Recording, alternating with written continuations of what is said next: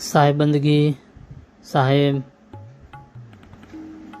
सदगुरु कबीर साहब कहे, साहेब मेरा एक ही, साहेब मेरा एक ही, दूजा कहा न जाए, दूजा साहेब जो कहूँ, साहेब खरारी साहेब। सदगुरु कबीर साहेब कहे छे કે એકેશ્વરવાદની વાત કરી રહ્યા છે। હિન્દુના ભગવાન, મુસલમાનોના અલ્લાહ અને ખ્રિસ્તીઓના ગોડ, પારસીઓના ઔરમજદ અને આવા તો કેટલાય ગણ્યા ગણાય નહીં એટલા નામો લોકોએ પોતાની આસ્થા પ્રમાણે આપ્યા છે અને આદિ અંતથી હાલ્યું આવે છે। આ રીતે જુદા જુદા નામો આપવાથી પરમાત્માના એકત્વમાં કોઈ પણ ફરક પડતો નથી। પરમાત્મા એક જ છે।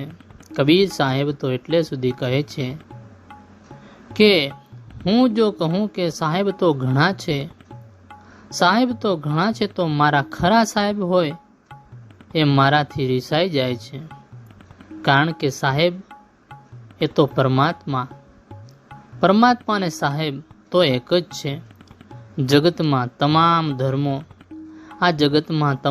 ધર્મો અને સંપ્રદાયો જુદી જુદી રીતે વાત કરતા હોય પણ એમનું લક્ષ્ય તો એક જ છે।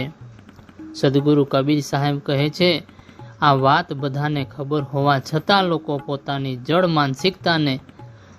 માનસિકતાને કારણે હું જે કહું છું એ જ સાચું છે એમ જ્યારે માનવાવાળાને હું સાચું કહું છું, હું જે કહું છું એ જ સાચું છે એમ જ્યારે માનવાવાળાને પાછળ પડ્યા હોય ત્યારે અંદરો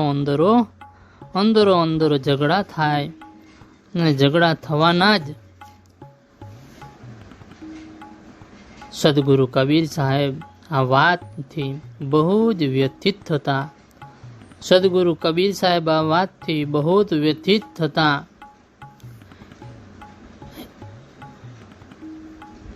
એટલે એમણે આ સાખી દ્વારા બોધ આપીને સમજણ કેળવવાની વાત કહી છે। સદગુરુ કબીર સાહેબે ધની ધરમદાસ સાહેબને આ વાતની બહુ જ વ્યથિત હતા એટલે એમણે આ સાખી દ્વારા કહ્યું છે, સાહેબંદગી સાહેબ।